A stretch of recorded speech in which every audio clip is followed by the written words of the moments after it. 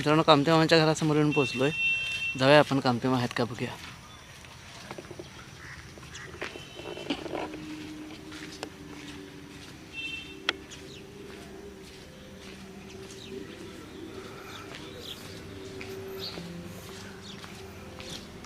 ज्ञानेश्वरी वाचन सुरू आहे.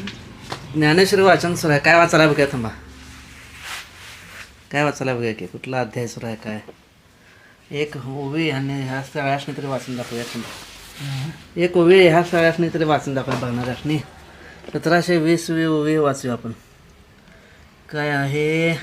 अरुण अंगा जवळके म्हणोनी म्हणून सूर्या ते देखे मा भूतळीची न देखे मुंगी काही या लागे आम्हा प्राकृता देशिकारे बंधे घेता म्हणणे हे अनुचिता कारण नव्हे आणि बापू पुढा जाये ते घेत पाऊलाची सोये बाह ये तरी न लाहे पाहू काही.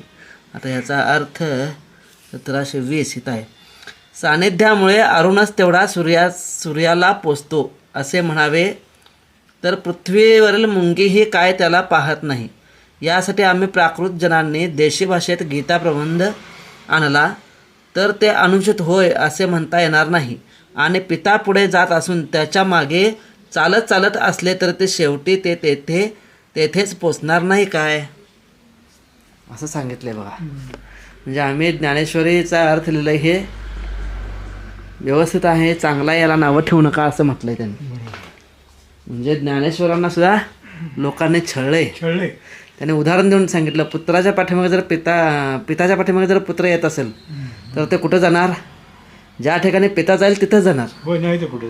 तसं आम्ही भगवद्गीतेचा अनुवाद केला तर आम्ही कुठं जाणार. भगवद्गीतेकडेच जाणार. तसं आम्ही मामांचं कार्य सुरू केलंय. आम्ही कुठं जाणार. मामांच्या कार्याकडेच जाणार.